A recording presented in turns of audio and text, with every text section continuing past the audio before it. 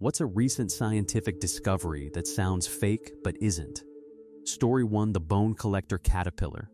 A Hawaiian caterpillar sews dead insects onto its own body as camouflage out of roughly 200,000 known species of moths and butterflies. The vast majority of caterpillars, the larval stage, are plant eaters. They eat leaves, they eat stems, they eat fruit. They're herbivores, basically universally. The bone collector caterpillar eats other insects and then keeps the evidence. It constructs a portable silk case, which is itself unusual but not unknown in moths, and then decorates the exterior of that case with the partial remains of its victim: ant heads, fly wings, spider silk, exoskeleton fragments from whatever it's eaten. The caterpillar then carries this assemblage of dead insect parts around with it as camouflage. The disguise appears to work against specific predators. The caterpillar is attacking small insects and snails, which is already remarkable. These are carnivorous caterpillars in a world of herbivorous ones. The bone decoration adds a layer that's genuinely hard to categorize. It's not mimicry of another species. It's using trophies from kills as a disguise, which is a strategy you'd be more surprised to find in anything, let alone a caterpillar. The discovery was announced in 2025. The researchers noted that the predatory behavior itself had been known for these Hawaiian moths, but the specific ant and insect part decoration of the cases was newly documented. The caterpillar was already doing something unusual by being carnivorous. It then added collecting and displaying its prey's remains onto its own body. In approximately 200,000 species of moths and butterflies, we've found maybe a few dozen that are carnivorous, and one of them decorates itself with bones. Story 2: Woolly mice with mammoth genes. Scientists gene-edited real mice to grow golden. Wavy mammoth fur Colossal Biosciences is the company trying to bring back the woolly mammoth. They have substantial funding, serious scientists, and a genuine scientific program aimed at creating cold-adapted elephants with mammoth characteristics using ancient mammoth DNA and CRISPR gene editing. This is a real thing that is actually happening. In 2025, they published a proof-of-concept study that sounds completely made up. They took ordinary mice, used CRISPR to edit specific genes associated with mammoth woolly fur, genes controlling the keratin structure, follicle geometry, and lipid content of hair, and grew real, live mice with long, wavy, golden mammoth-like fur, regular mice with mammoth hair. The animals were healthy. The fur was functionally different from mouse fur in ways consistent with the mammoth gene variants. The reason for the mouse experiment is scientific validation. The mammoth genome has been sequenced from ancient DNA, but many of the identified gene variants have never been tested functionally in a living animal. Testing a mammoth curtin gene variant in a mouse tells you whether the variant does what you think it does before you try the same thing in an elephant, which is a somewhat more involved process. The result was a mouse that genuinely looks like you imagine a miniature shaggy mammoth would look. Dense, golden brown, wavy coat, substantially different from the normal sleek mouse fur. The genetic change worked. The fur grew as the mammoth gene variant predicted it would. This is science fiction that has slipped into reality, modifying an existing animal with genes from an extinct one and watching it grow a coat it wasn't born to have. The woolly mammoth program has a long way to go. The woolly mice exist right now. Story 3: Your brain reasons without language. People who can't speak can still solve complex logic problems here is a deeply counterintuitive finding about the thing you're using right now to understand these words. A large body of cognitive science theory held, in various forms, that thought was language, that higher reasoning required inner speech, verbal representation, internal dialogue. If you can't use language, the reasoning went. You can't do sophisticated logical reasoning. MIT neuroscientists tested this directly using people with severe aphasia, loss of language ability from stroke, leaving patients unable to produce or comprehend language in the normal sense. They gave these patients a battery of complex reasoning tasks, logical puzzles, analogical reasoning, multi-step problems that required holding several pieces of information in mind and working through relationships between them. The patients with severe aphasia performed these tasks well. They couldn't describe what they were doing in words. Some of them had lost essentially all language. They still reasoned through the problems, in some cases as well as neurologically intact controls. The implication is that language and logic run on distinct neural systems that can operate independently. The brain has capacity for abstract reasoning that doesn't require the verbal layer. Thinking without words isn't just possible. It apparently happens in healthy brains too, with language providing one mode of representation and manipulation rather than being the foundation of thought itself. This matters for how we understand both human cognition and animal cognition. Dogs and ravens and octopuses solving complex problems have always been explained as impressive but non-linguistic. This research suggests that the non-linguistic part might not be the limitation, that sophisticated reasoning and language might be more decoupled than cognitive science had assumed. You think in language. You also apparently think without it, and both are happening all the time. Story 4: Wombat crap is cube-shaped, and we finally know why. It's the intestines, not the exit wombats, produce cube-shaped feces. This is real, documented, and has puzzled researchers for years because, and this is the obvious question, nothing about the biology of defecation obviously suggests cube. The exit is not square. Cubes in nature require explanation. For a long time, the leading guess was that the shaping happened at the final stage of elimination. If the exit passage had some kind of geometry-producing structure that could theoretically shape the output. Investigation of wombat anatomy did not find such a structure. The actual answer, published by researchers who investigated wombat intestinal physiology in detail, the cubing happens upstream. Wombats have unusually long intestines relative to their body size, up to 10 meters in an animal that fits in your arms, and different sections of those intestines have different elasticity. Some sections are more elastic, some less. The variation in elasticity between sections creates differential pressure on the waste as it moves through, and that differential pressure molds the material into cubes long before it exits. Essentially, the cube shape is molded by a biological process inside the intestines, not by the final aperture. The different stiffness of different intestinal sections acts like an organic mold. The output arrives at the exit already shaped. The wombat uses cube-shaped droppings for territorial marking. The cubes are easier to stack and less likely to roll away from prominent marking positions, which matters when you're a small nocturnal marsupial communicating with neighbors. Researchers have noted this could have engineering applications. Any process that needs to shape soft material could potentially take inspiration from differential elasticity rather than rigid molding. A wombat's large intestine as a manufacturing insight. Story 5: Transparent mice using snack food dye. Scientists made live mouse skin see-through with a yellow food coloring, making biological tissue transparent. To see what's happening inside without surgery or dissection is a goal of modern biology with obvious applications. If you can see a liver through a skin without cutting through the skin, you learn things you couldn't learn otherwise. The challenge is that biological tissue scatters light in all directions, which is what makes skin look opaque. In 2024, Stanford researchers published a method so simple that it sounds like they made it up. Apply tartrazine, a yellow food dye used in cheesy snack foods and various other processed products, known in Europe as E102, to the skin of a live mouse. The dye temporarily makes the skin transparent. You can watch the heart beat. You can see blood vessels. You can observe muscle contractions through the skin in real time, in a living animal, non-invasively. The mechanism is optical. Tartrazine has specific light-interacting properties that reduce the scattering of light in tissue when it's present in sufficient concentration. The dye essentially orders the optical environment so that light passes through rather than scatters. Applied to the skin, it creates a temporary window. The effect reverses when the dye is removed or metabolized. The mice were unharmed.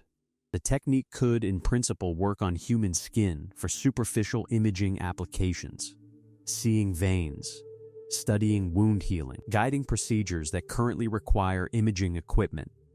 Yellow food dye from a bag of chips makes mouse skin transparent. This sentence is true. The paper is in Science. The dye is called tartrazine, and you've probably eaten it.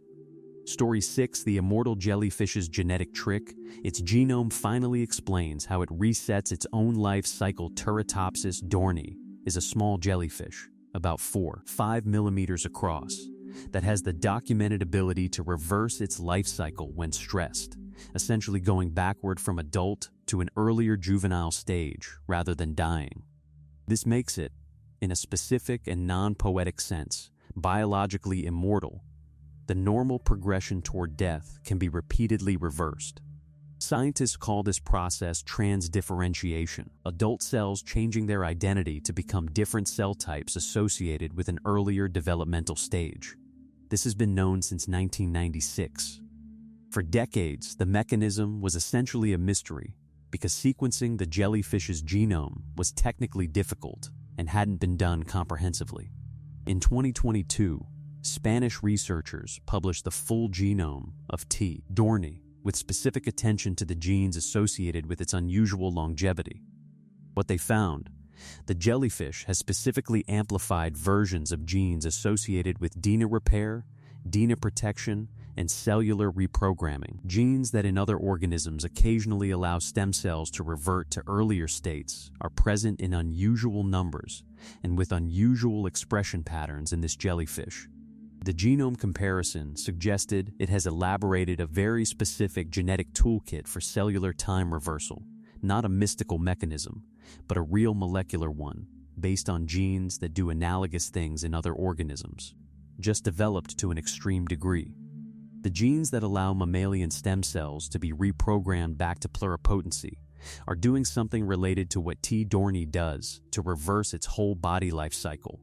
Understanding this mechanism has obvious medical research implications. The jellyfish is not magic. It just has an unusually well-developed version of biological machinery that exists, in weaker form, across the animal kingdom. Story 7, a frog regrowed a complete amputated leg using a drug cocktail worn for 24 hours. African clawed frogs cannot regenerate limbs. This is normal for most vertebrates. The ability to grow back complex structures like limbs was lost somewhere in vertebrate evolution. When an adult African clawed frog loses a limb, it doesn't grow back. It heals over and leaves a stub. Tufts University researchers attached a small silicone wearable device, a bioreactor, to the amputation site of an adult frog. The bioreactor contained a 5-drug cocktail, including progesterone, a growth factor, and agents that modulate inflammation and cellular signaling. It stayed on for 24 hours, then was removed. 18 months later, the frogs had regrown functional limbs, not stumps, not partial structures, bone, blood vessels, nerves, skin, and working toes. The regrown limb responded to touch. The frogs used it for swimming. The regeneration was functional, not just structural. The implications are significant. The drug cocktail didn't instruct the cells in detail how to build a limb. It apparently just suppressed the signals that prevent regeneration and let the wound site's own biological potential express itself. The regrowth took 18 months and unfolded through developmental processes that the initial 24-hour drug exposure triggered but didn't continuously direct. This suggests that in vertebrates that can't regenerate, the inability may be partly suppression of an existing capacity rather than total absence of the machinery. The machinery might be there, it's just not switched on after injury. A 24-hour chemical signal was enough to switch it on, at least in frogs. The gap between a frog and a human is significant. The principle is not. Story 8, living robots that self-replicate. Frog stem cells that assemble copies of themselves. In 2020, researchers at Tufts and the University of Vermont built the first xenobots, small living machines made from frog stem cells, with no genome modifications, assembled into shapes designed by an AI algorithm optimizing for movement. The first xenobots could move, carry small objects, and had rudimentary self-healing. If you cut them, they'd repair themselves. In 2021, the same team reported something nobody expected. When given a large quantity of loose, unorganized stem cells in a dish, the xenobots gathered those cells and organized them into new xenobots, not through any programmed reproduction instruction. The cells have no mechanism for this in their normal biology, no reproductive code. But through the specific geometry of the xenobot's design, which the AI had selected for motility, also happened to function as a gatherer and assembler when encountering loose cells. This is a form of self-replication that has no precedent in biology or engineering. It's not genetic reproduction. No DNA is being replicated. It's not manufacturing reproduction. No machine is building another machine. It's a physical configuration that, when placed in an environment with raw cellular material, gathers that material and forms copies of itself through purely mechanical interaction. The philosopher's questions this generates are real. Is this reproduction? Is this life? The scientists involved are careful not to overclaim, but they describe it as a genuinely new form of biological self-replication that exists in no natural organism and in no prior engineered system. Frog stem cells assembled into a shape by an AI form new versions of themselves when given loose frog stem cells. This happened. It happened in a lab in New England. The xenobots are real. Story 9: Human brain cells learned to play Pong.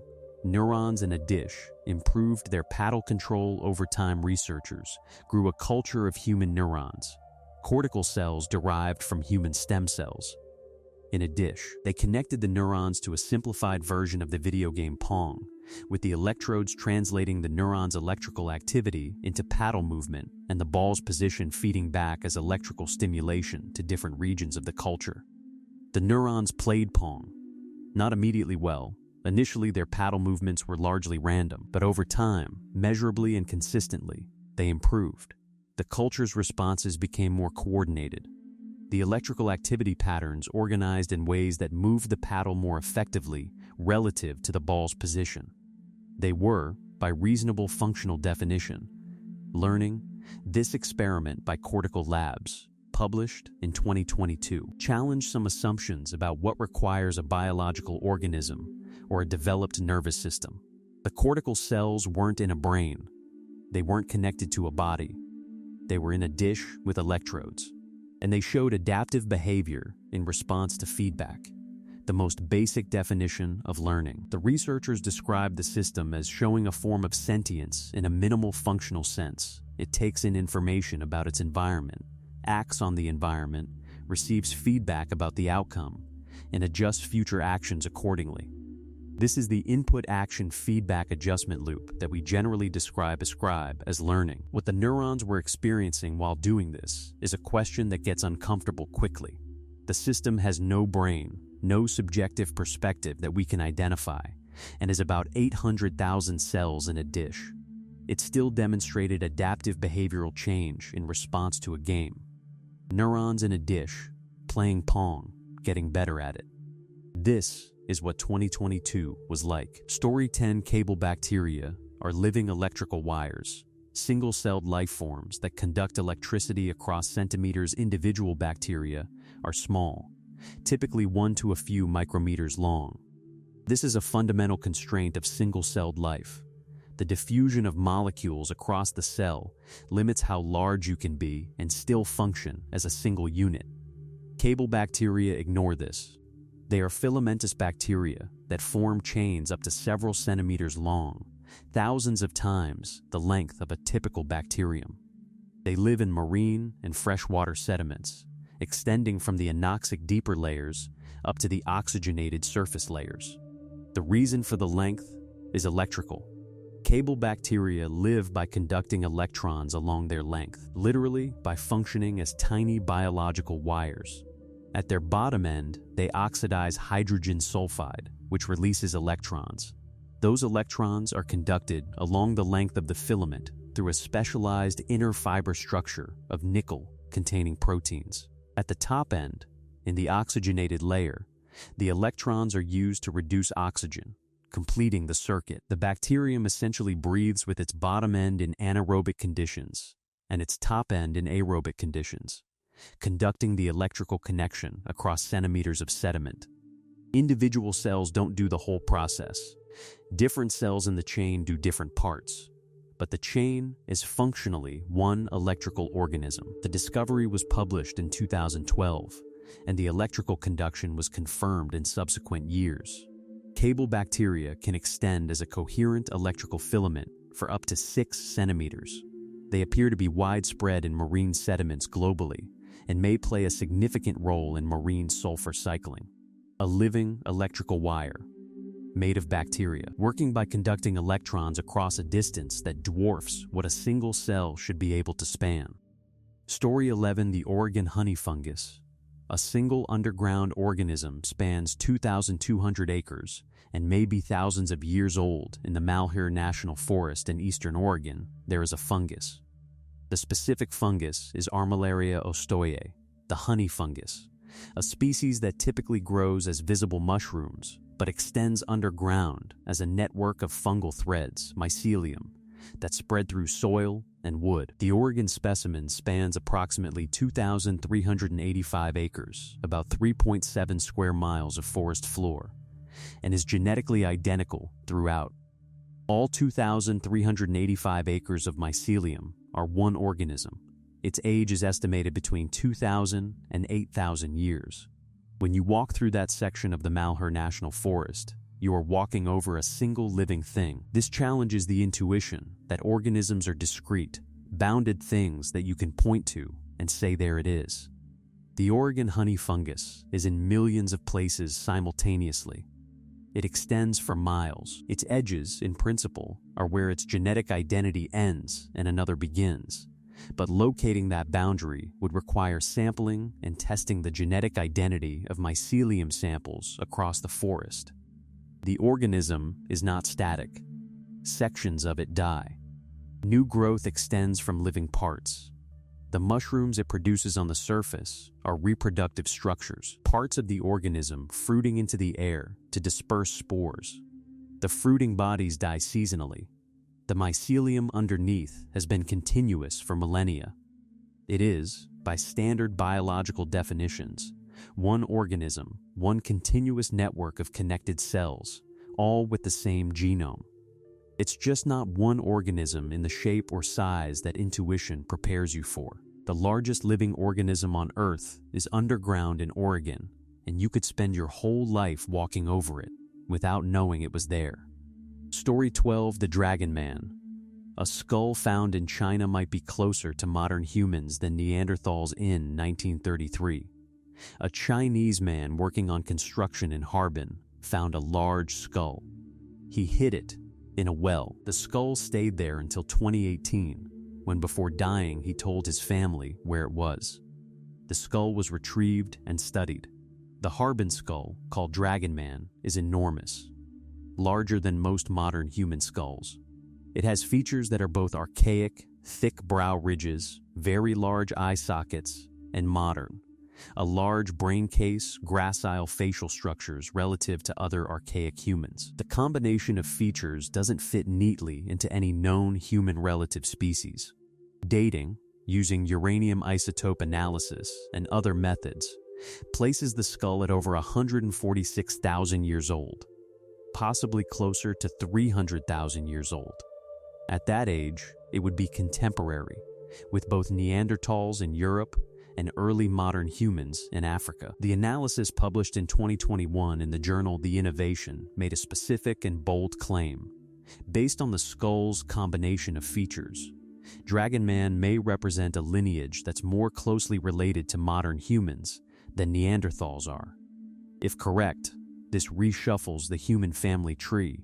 Neanderthals would move to a more distant branch, and this previously unknown lineage would be our closest extinct relative. This is contested. Other researchers argue Dragon Man fits within existing human species classifications, or that the phylogenetic analysis has problems. The skull is extraordinary regardless of its ultimate classification. A skull found in 1933, hidden in a well for 85 years, surfaced to potentially rewrite the human family tree. Story 13: Microplastics are raining over untouched wilderness. They fall from the sky in places nobody has polluted the Pyrenees mountain range between France and Spain. The remote Arctic, protected wilderness areas far from industrial sites and urban areas. Researchers measuring precipitation in these locations have found microplastics, tiny plastic fragments, smaller than 5 millimeters, falling with the rain and snow. Not negligible trace amounts, measurable quantities. In the Pyrenees study, published in 2019, researchers collected precipitation samples in a remote, high-altitude site and found an average of 365 microplastic particles per square meter per day falling from the sky. The particles showed morphologies consistent with long-range atmospheric transport. They'd traveled from somewhere else and been carried to the remote mountains by wind patterns. The mechanism is atmospheric transport. Microplastics are light enough to be picked up by wind, suspended in the atmosphere, and carried long distances before falling with precipitation.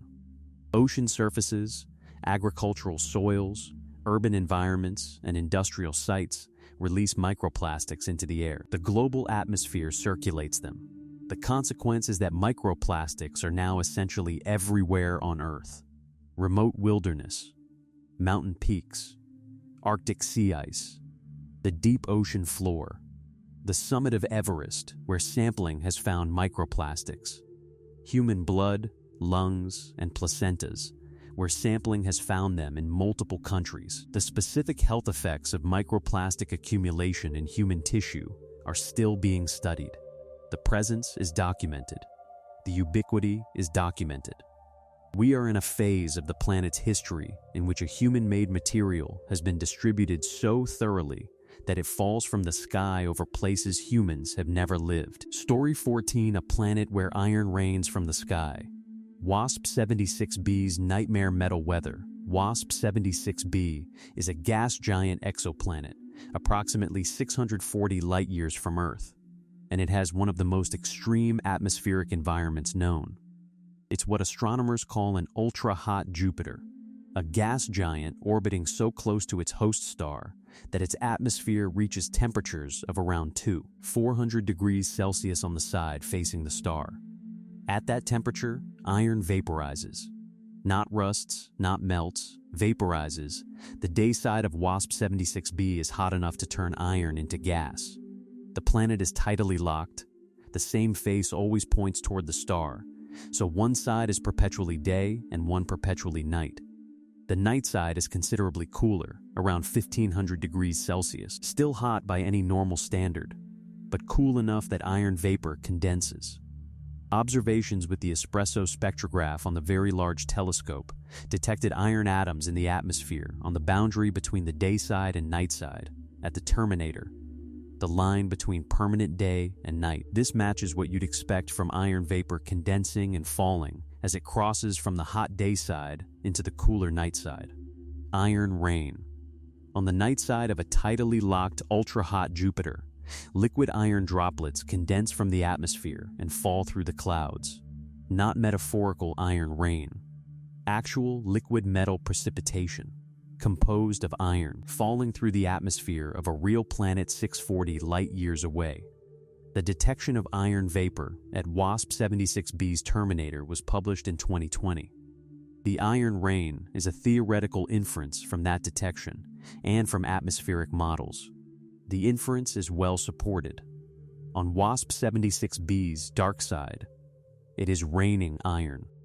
Story 15a: Bacterium visible to the naked eye. Thiomargarita magnifica is a single-cell, nearly an inch-long. All bacteria are microscopic.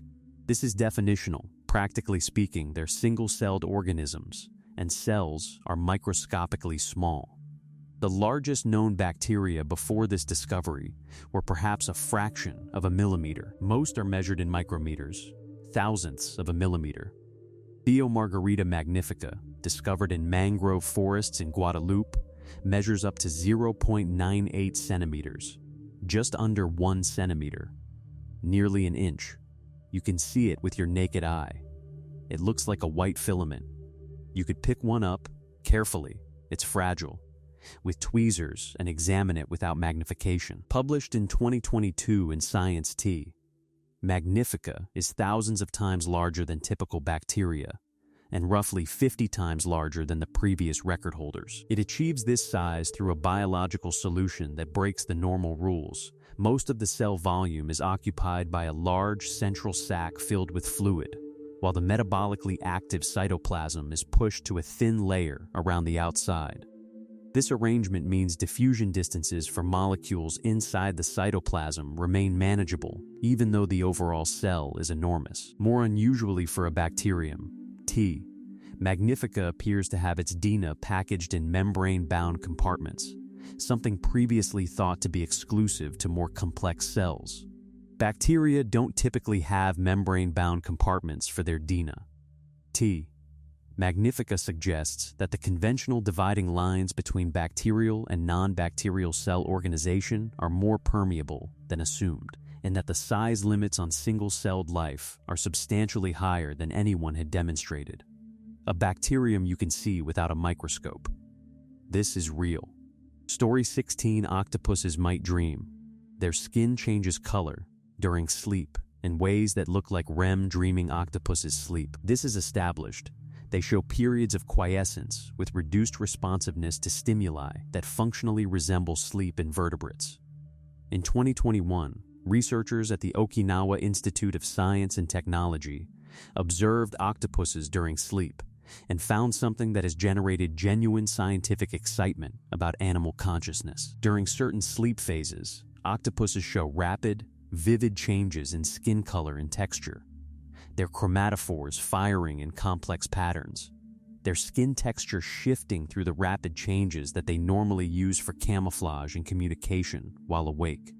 These changes happen while the octopuses appear otherwise asleep and unresponsive. This looks like what happens in mammals during REM sleep, which is the sleep phase associated with dreaming.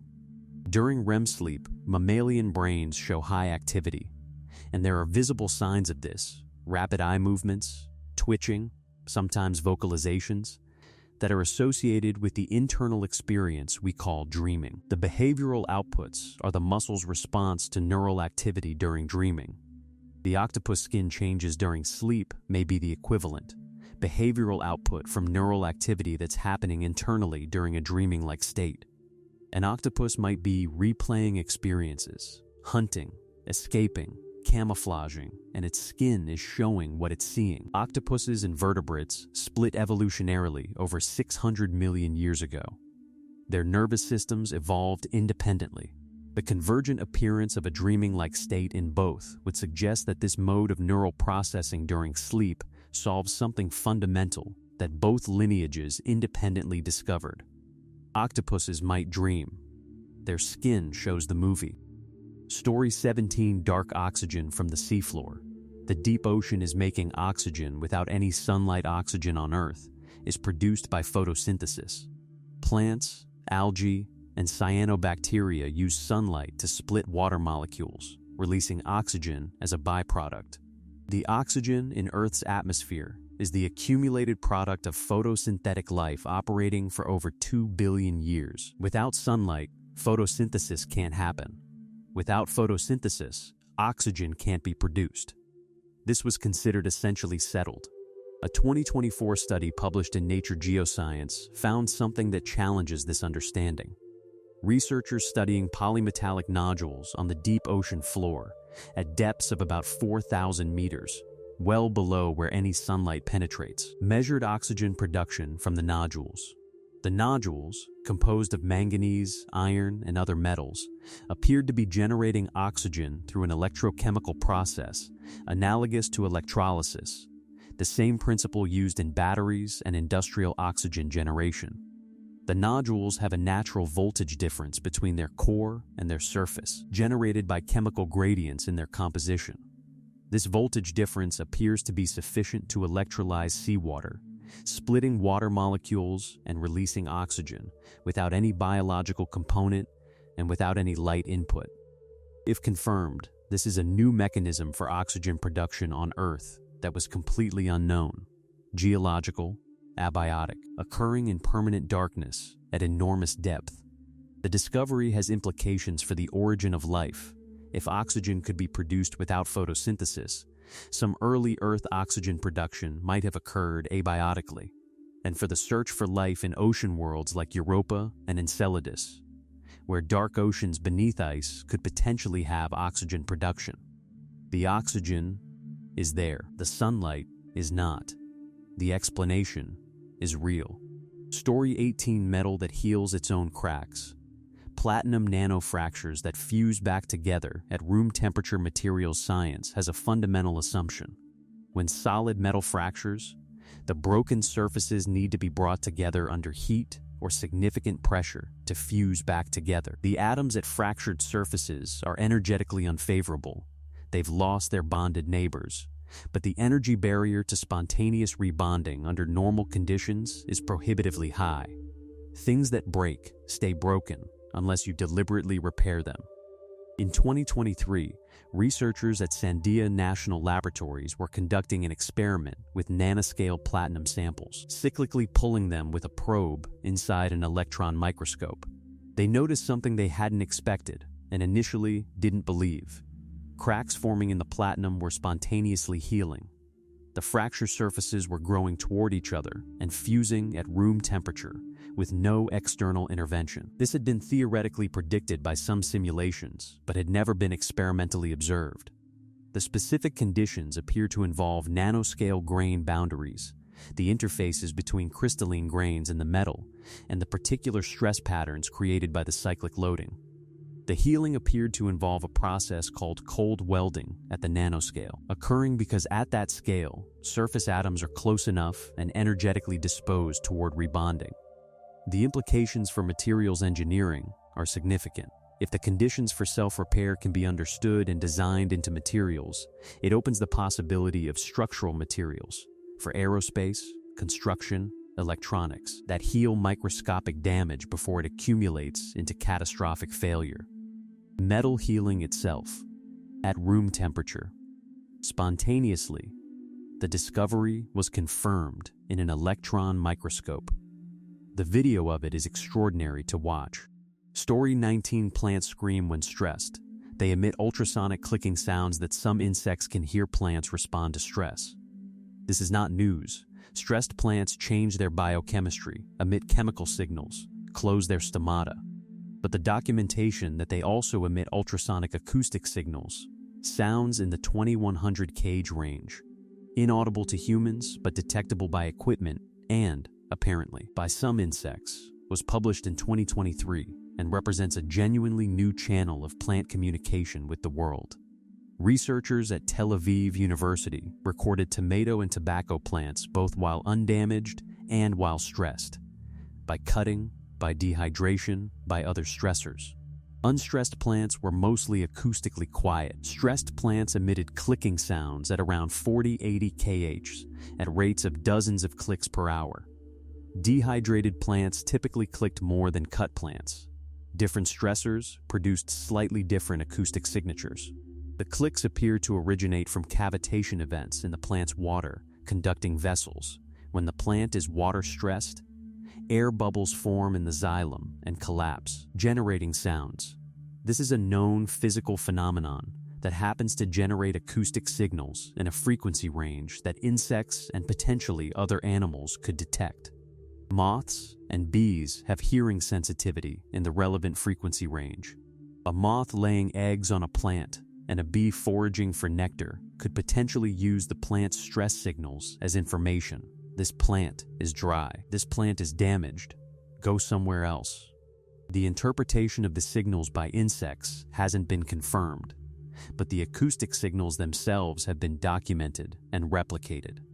Plants are making sounds you can't hear.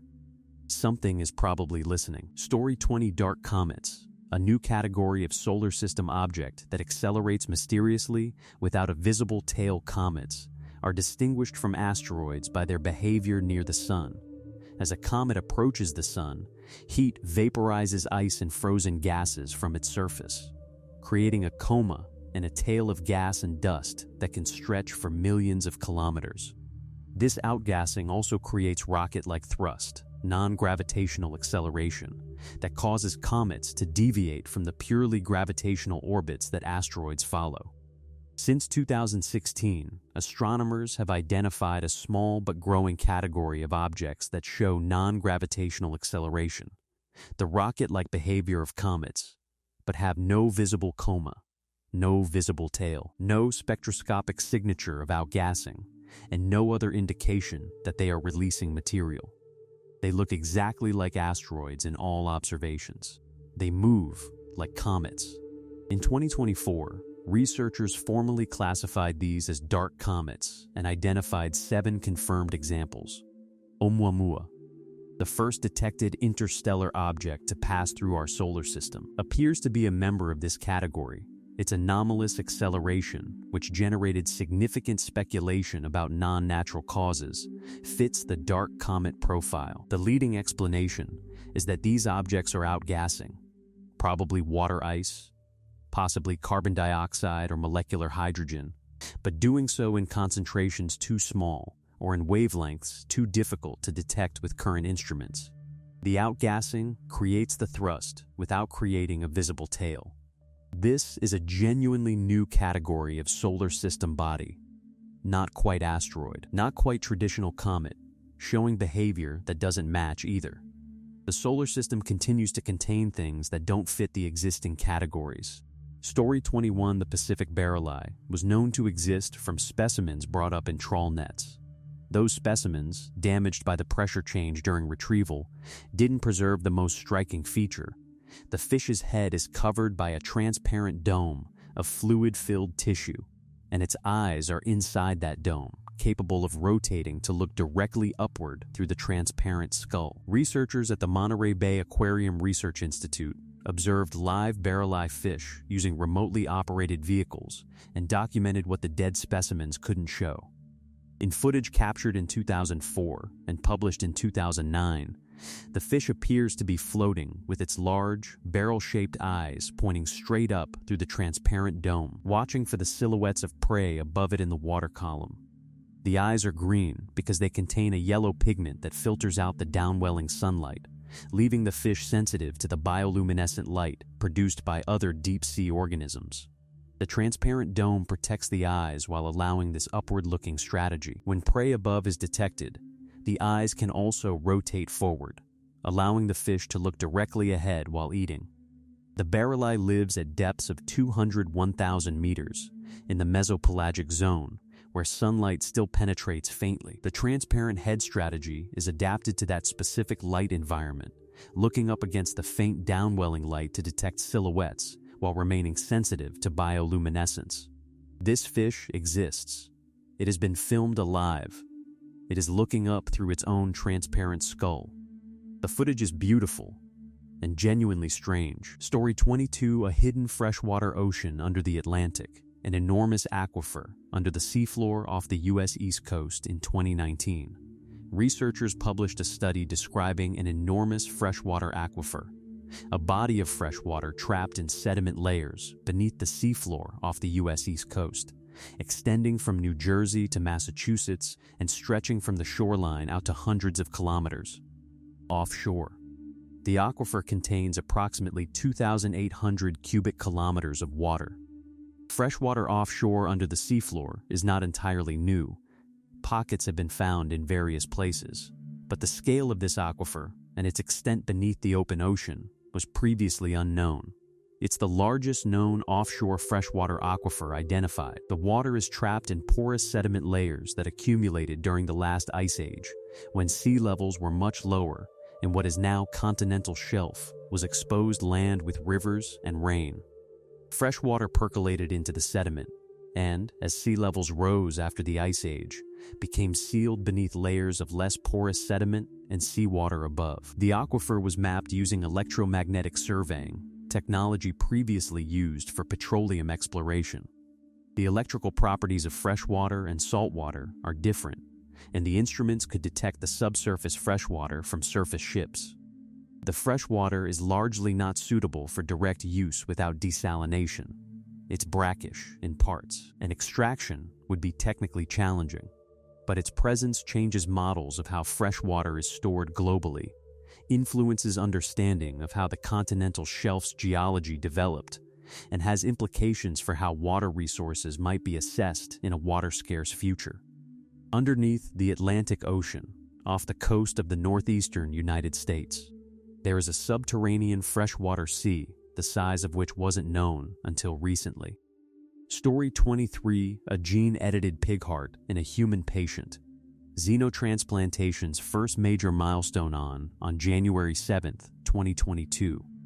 Surgeons at the University of Maryland Medical Center transplanted a pig heart into a 57-year-old man named David Bennett, who was dying of terminal heart disease and ineligible for a conventional donor heart. The pig heart had been extensively genetically modified. 10 genes were altered, including the removal of 3 pig genes that would cause the human immune system to recognize and attack the organ, and the addition of 6 human genes to help the heart be accepted and function in a human body. Bennett survived for 60 days before dying. During those 60 days, the heart functioned. It beat, it pumped blood, it performed the mechanical role of a heart. The immune system did not immediately destroy it, as would have happened with an unmodified pig heart. Subsequent analysis found that the heart had become infected with a pig virus that may have contributed to its failure, and that the immune system had gradually reacted despite the modifications. This was nonetheless a genuine milestone.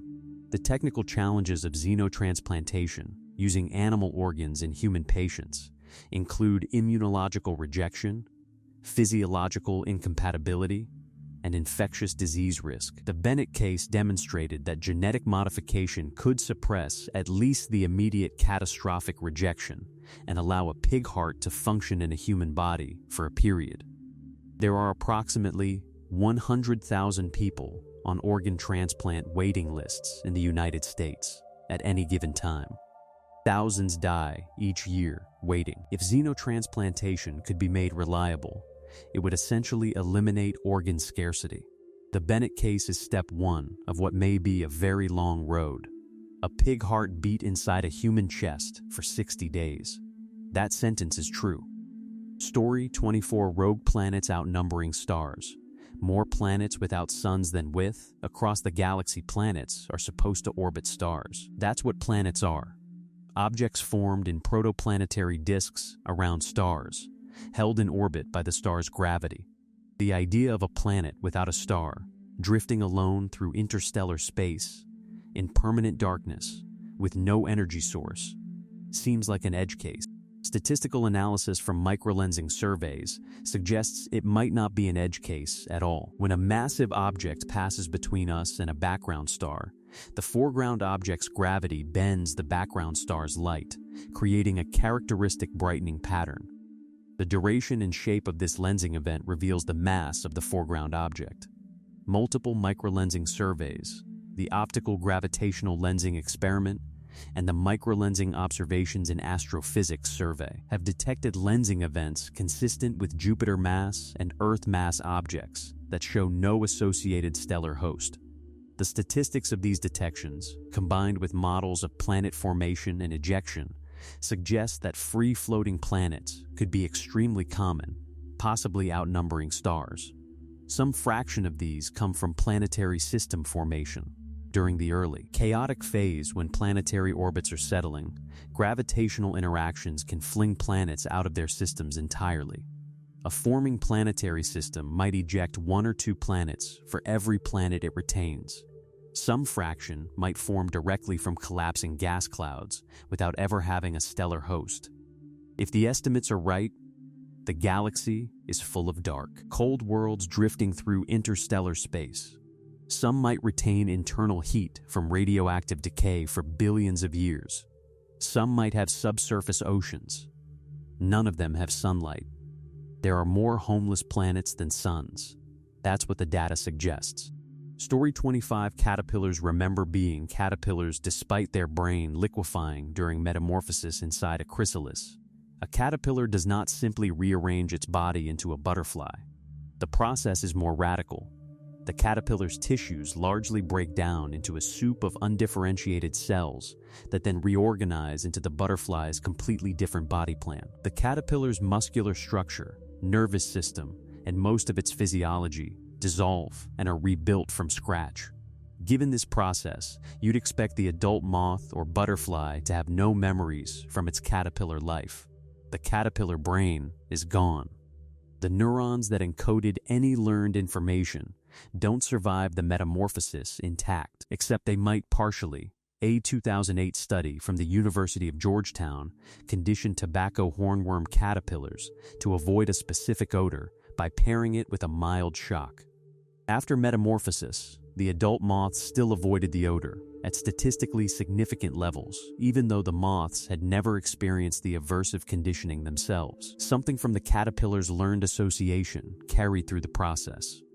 The mechanism is not understood. The prevailing theory is that some neural structures, possibly the brain's mushroom bodies, which play roles in insect memory, are among the last structures to dissolve and the first to reorganize, potentially preserving some information about conditioned associations, even as most of the nervous system liquefies and rebuilds. This is not perfect memory. Moths conditioned as caterpillars don't show as strong avoidance as caterpillars still in that stage, but they show more avoidance than moths that weren't conditioned, suggesting something of the learned response persisted. A brain dissolves. Some memory survives the dissolution. The caterpillar remembers things the moth never learned. Story 26, a battery from nuclear waste that could last thousands of years. Diamond encases radioactive carbon. The nuclear waste problem has many components, but one of them is simple. Some of the radioactive materials produced by nuclear fission continue emitting radiation for thousands to tens of thousands of years. This is why nuclear waste storage is such a challenge. You're trying to safely contain something that will remain dangerously active longer than recorded human civilization has existed. Researchers at the University of Bristol found a way to turn part of that problem into a resource. Carbon-14, a radioactive isotope produced in graphite reactor cores during nuclear operation, emits beta radiation as it decays with a half-life of about 5,730 years. This emission can be captured to generate electricity, but the radiation is energetic enough that direct contact would be dangerous. The solution: lab-grown diamonds. Researchers created artificial diamonds from carbon-14 and encased them in a shell of non-radioactive diamond. The outer diamond shell absorbs the beta radiation, while the radioactive decay inside generates a small current. The diamond's hardness makes the device essentially indestructible under normal conditions. No moving parts, no chemical reactions, no maintenance required. The result is a battery that generates a small but continuous electrical charge for thousands of years. About half its power, over 5,730 years, the half-life of carbon-14. The current output is small, comparable to a weak hearing aid battery, but for applications requiring very low power over very long periods, the longevity is extraordinary. Nuclear waste transformed into battery material, encased in diamond, lasting thousands of years. Each of those words is true. Story 27, a new organelle inside human cells. Scientists found a previously unknown structure in a cell type we've studied for a century. Human cells have organelles, specialized substructures with specific functions. The nucleus holds DNA. Mitochondria generate energy. The endoplasmic reticulum processes proteins.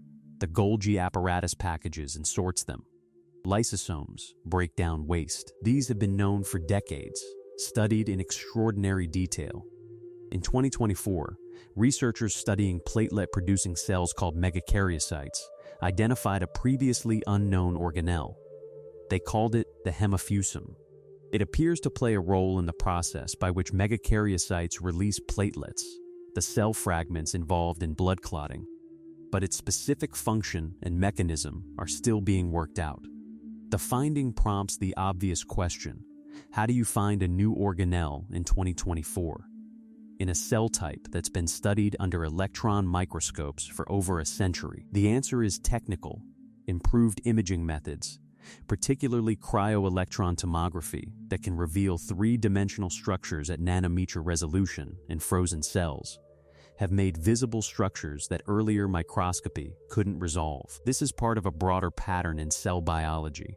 New imaging technologies keep finding things that were always there but invisible at previous resolution levels. The discovery of the caveolae in the 1950s, the identification of various types of endosomes and vesicles, the characterization of the cytoskeleton, each represented a refinement of what we could see. Something was in the cell the whole time. We just built the instrument that could show it to us.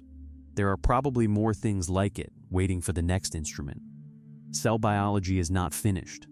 The cells are not finished revealing themselves. Story 28, the scutoid, a geometric shape that nature uses constantly that mathematicians never named before 2018, when cells pack together to form curved surfaces, like the cells that form the lining of your blood vessels or the tissues of developing embryos. They face a geometric problem. A flat layer of cells can pack as perfect hexagonal prisms and tile the surface efficiently. A curved layer of cells is on the outside of a curve on one face and the inside of a curve on the other face, which means the two faces have different curvature, and a shape that works as a hexagonal column on a flat surface doesn't work on a curved one. In 2018, researchers studying how cells achieve this packing computationally found that actual cells solve the problem by adopting a shape that had never been formally named or studied in mathematics. On one end, the cell is a pentagon. On the other, it's a hexagon. Between those two non-identical polygonal faces, the shape has an unusual junction where a triangular face connects one of the edges in a way that's geometrically distinct from any previously classified polyhedra. They called it the scutoid, after the scutellum, a shield-shaped insect body part, because the shape looked vaguely similar. The scutoid exists in nature, wherever cells pack on curved surfaces, which is essentially everywhere living tissues form anything other than a flat sheet. It has been there all along, in every organ in your body, in every embryo developing into any multicellular organism. Mathematicians had never formally classified it or named it as a geometric form, a shape that nature uses constantly, discovered by mathematicians only in 2018 when biologists needed to explain how cells pack into curved tissue. The geometry of life occasionally turns out to be more novel than we assumed. Story 29, fish can count. Controlled experiments show some fish reliably distinguish quantities' numerical cognition. The ability to represent and reason about quantity was long thought to be a capability that evolved primarily in primates and maybe other highly social mammals with large brains. The ability to count, or to distinguish which of two groups has more elements, seemed to require significant neural complexity. Controlled experiments have documented numerical discrimination in fish. The mosquito fish has been shown in multiple studies to reliably choose larger groups when given a choice between groups of conspecifics. It appears to recognize more in a functional sense. The number of elements varies, and the performance degrades as the ratio between the groups becomes smaller, which is typical of the approximate number system found in other animals. Archerfish have been trained to respond to specific quantities, choosing the image with a particular number of dots, and can transfer this training to new stimuli, suggesting they're responding to quantity rather than to visual features of the specific training stimuli. Zebrafish have shown similar numerical discrimination abilities in controlled laboratory settings. The approximate number system, the ability to compare quantities without exact counting, appears to be very ancient evolutionarily. It exists in some form in fish, insects, and even plants. What seems to be more distinctively primate is the exact, symbolic representation of number. The concept that 3 is a precise quantity, separate from 4, but the foundational capacity to recognize more and less may be something fish have always had. We just needed the right experiments to ask the question. Story 30, life may have started twice. Evidence suggesting two independent origins of the first cells, the origin of life. the transition from chemistry to biology, from non-living molecules to self-replicating cells, is one of the deepest unsolved problems in science. The standard assumption has been that it happened once, one lucky event, one set of molecules in one location at one time that crossed the threshold into life. And everything alive today descends from that single origin. A 2026 study found evidence that may challenge this assumption. Analysis of genetic sequences and phylogenetic relationships across the deepest branches of the tree of life suggested that two distinct lineages, bacteria and archaea, the two domains of prokaryotic life, show patterns more consistent with having originated independently than with both descending from one common ancestor. The argument is complex and involves interpreting the deepest parts of the tree of life, which is technically challenging because the further back you go, the more genetic sequence information has been obscured by billions of years of evolution. The horizontal gene transfer between early organisms, where genes are exchanged between organisms directly rather than through reproduction, makes untangling ancestry in the earliest life extremely difficult. The finding is preliminary and contested. Other researchers argue the same data is consistent with a single origin, but the specific claim that life might have begun twice, independently, with the two great domains of prokaryotic life representing two separate origin events, is being taken seriously by researchers in the field. If true, the origin of life was not a lucky one in a universe fluke, but something that happened twice in the same geological window on one planet. The implications for life elsewhere in the universe are significant. Story 31A, Black Hole Star Spotted by JWS, an object 100 billion times brighter than normal stars the James Webb Space Telescope, has been finding objects from the very early universe that challenge existing models. Among the stranger discoveries, objects that appear to be supermassive black holes actively accreting matter inside dense clouds of stars, configurations that have been theoretically proposed as a transient early universe phenomenon but have been extraordinarily difficult to observe. These hypothetical objects, sometimes called black hole stars or quasi-stars, would form when a massive black hole is embedded in and feeding on an enormous cloud of gas and stars. The system would be vastly more luminous than a normal star or even a typical quasar, potentially 100 billion times brighter than the Sun, because the energy released by matter falling into the central black hole is added to the radiation from the surrounding stellar cloud. Observations with GIST have found candidates, extremely luminous, compact objects at very high redshifts that show spectral features consistent with a black hole embedded in a dense stellar envelope rather than the cleaner signatures of a typical quasar or galaxy. These objects are important because they represent a potential solution to the impossible early black holes problem. How supermassive black holes in the very early universe got so massive so quickly. The black hole star phase, during which a black hole feasts inside a dense stellar cloud, could allow rapid black hole growth that explains the subsequent massive black holes observed. An object 100 billion times brighter than a normal star, a black hole eating its way through a dense stellar cloud, possibly visible from the early universe. JWEST is finding things that change what we thought we knew about how the universe started. Story 32 Zombie fires, Arctic wildfires that burn underground all winter and reignite. In spring, a wildfire burns, gets extinguished by rain or winter conditions, and is gone. This is the normal expectation.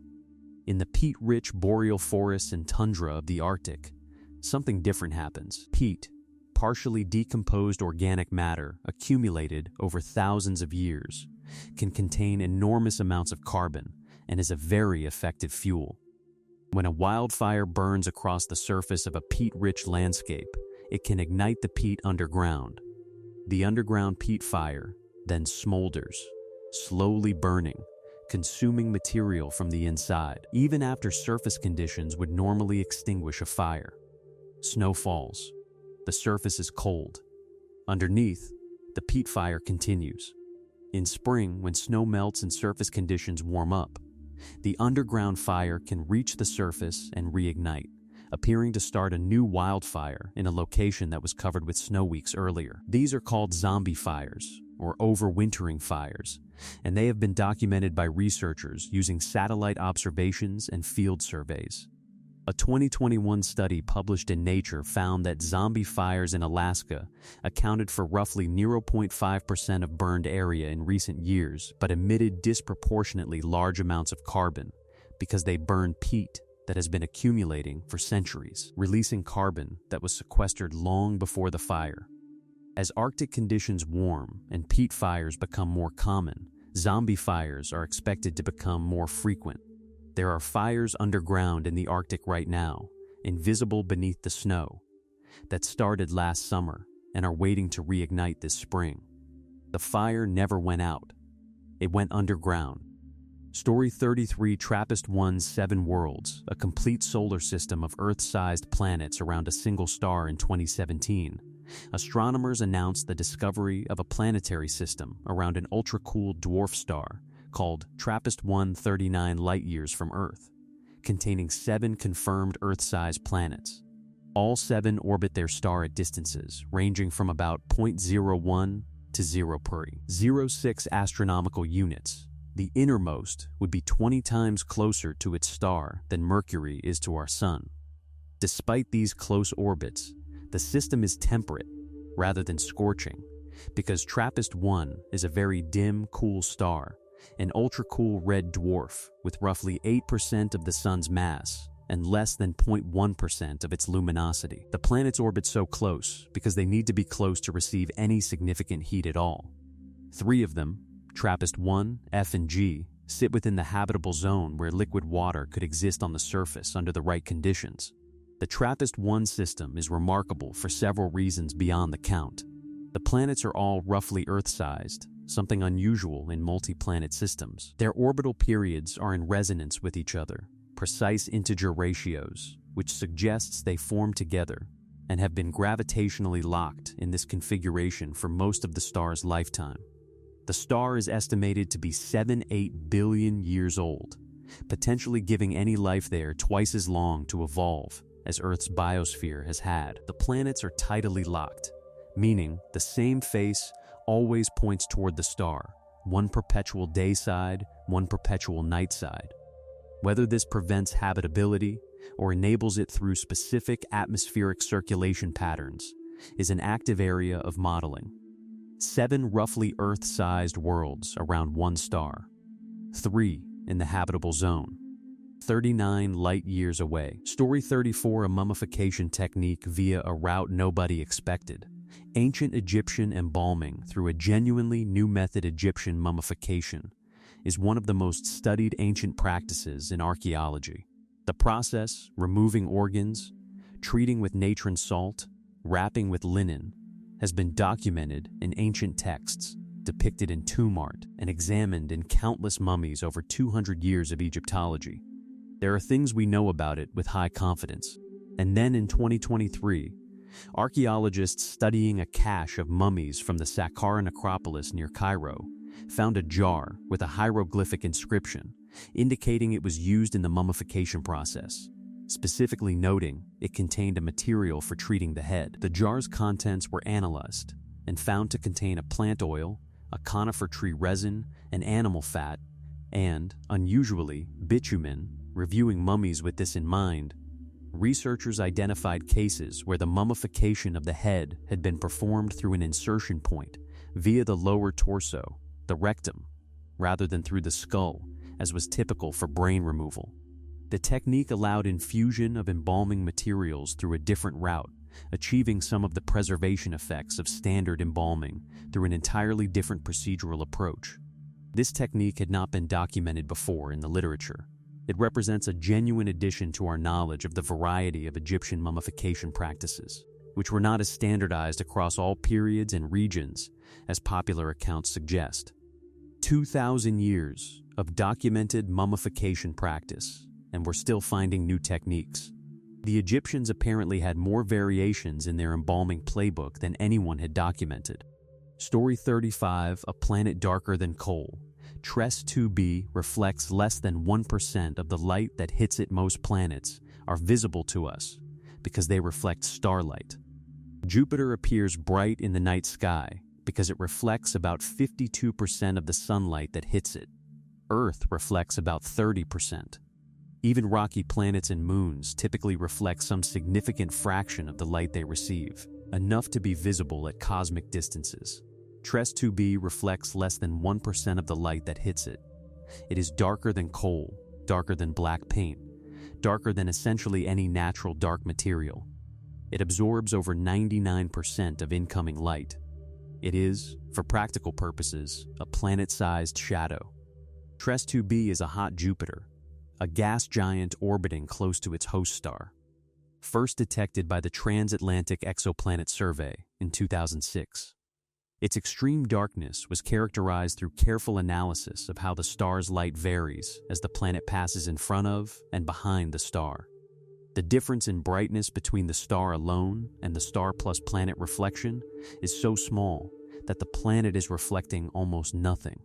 The explanation is not fully established. The planet's extreme heat, surface temperatures over 1,000 degrees Celsius, may destroy reflective molecules like sodium hydride that normally contribute to gas giant albedo. It might have specific absorbing molecules in its atmosphere, perhaps vaporized metals that trap light. But no single mechanism cleanly explains why it's this dark rather than merely somewhat dark. A planet darker than anything humans have ever manufactured at that scale, orbiting a star whose light it simply refuses to bounce back. The universe produces objects at every point on the reflectivity spectrum, apparently including the extreme dark end. Story 36, a planet where glass rains sideways. HD 189733b's atmosphere blasts silicate particles at supersonic speeds. WASP 76b has iron rain. HD 189733b, a separate hot Jupiter about 63 light-years away, may have something in some ways more disturbing, glass rain that falls sideways. The atmosphere of HD 189733b has been studied through transmission spectroscopy, analyzing how starlight filters through the planet's atmosphere as it transits its star. The spectral signatures are consistent with silicate particles in the atmosphere, compounds similar to those found in glass and sand on Earth.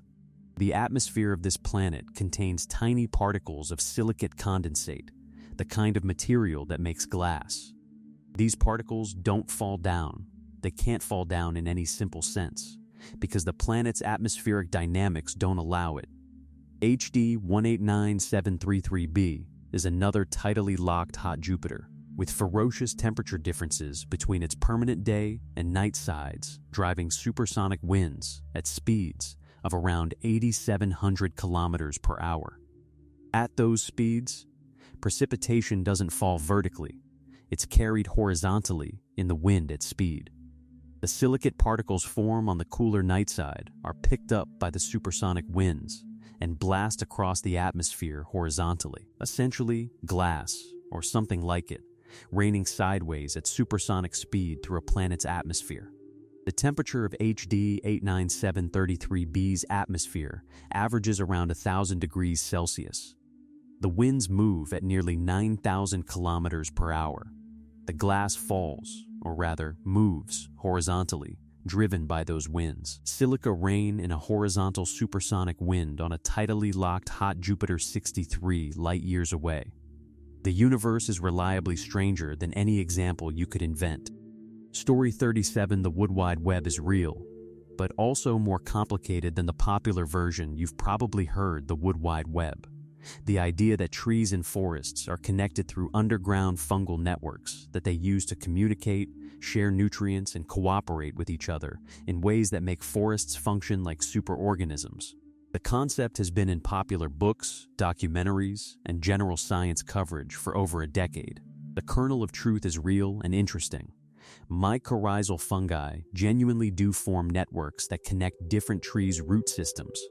These networks genuinely do transfer carbon and nutrients between connected plants. Experiments have shown that seedlings connected to established trees through fungal networks can receive carbon from those trees. The more contested parts, the communication framing, the idea that trees are deliberately sending resources to needy neighbors, and the extent to which the network functions as a cooperative rather than a parasitic or passive system. The fungus in a mycorrhizal network is not a tree's servant. It's a separate organism with its own interests. It takes carbon from one tree and sometimes delivers it to another.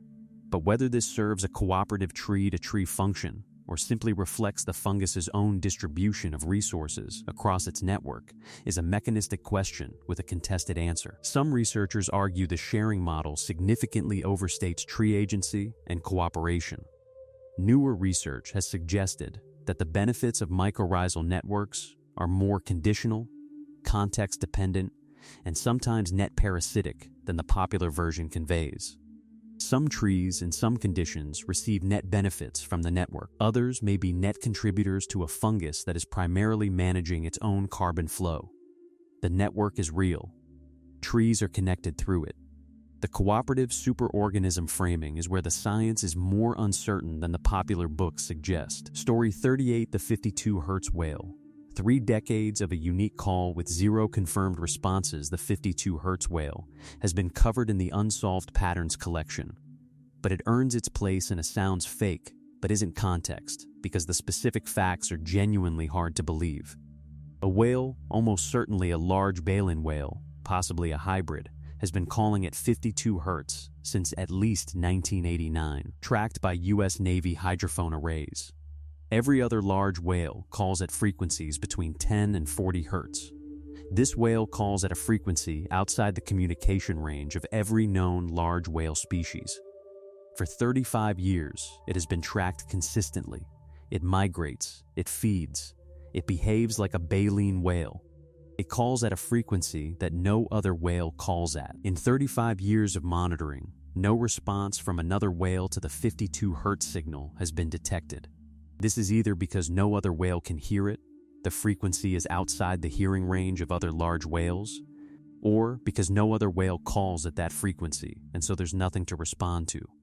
Whether this individual whale can hear other whales is unknown. Its hearing range, whether it can receive signals at the lower frequencies other whales use, has never been determined and cannot be determined without studying the animal directly, which requires finding it, which requires knowing what it looks like, which requires a visual identification that has never been made.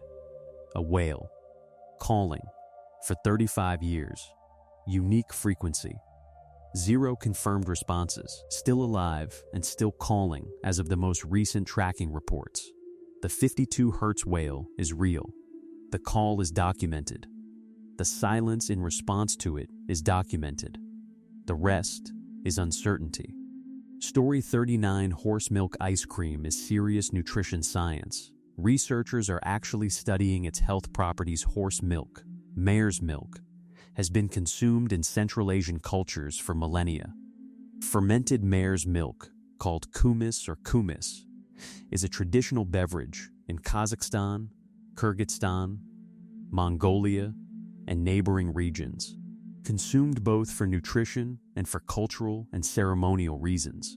It's also used in traditional medicine for various conditions. Western food science has traditionally not focused on horse milk.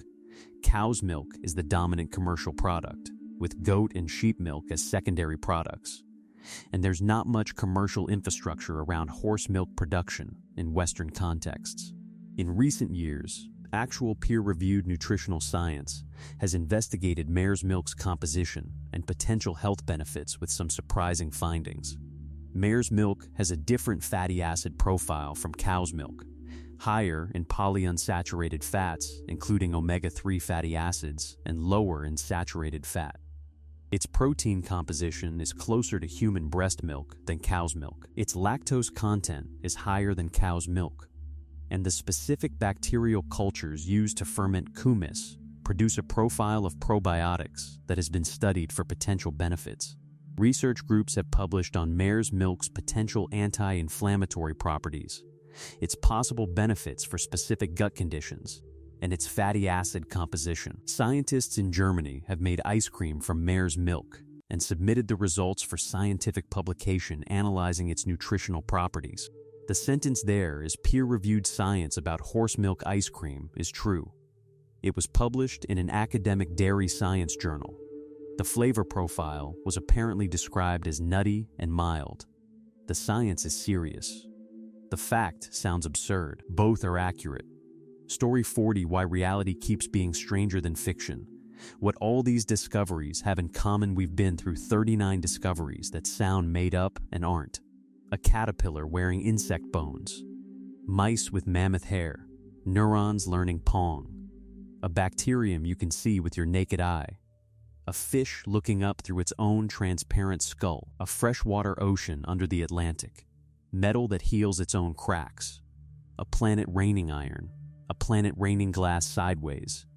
A battery made from nuclear waste in a diamond that lasts thousands of years. A fungus the size of a small city. A whale calling at a frequency nothing responds to for 35 years. The specific thing these discoveries share is not that they're exotic or rare. They're all real, documented, repeatedly verified things that exist in nature or were produced in laboratories. The reason they sound fake is not that they're at the edge of what's possible.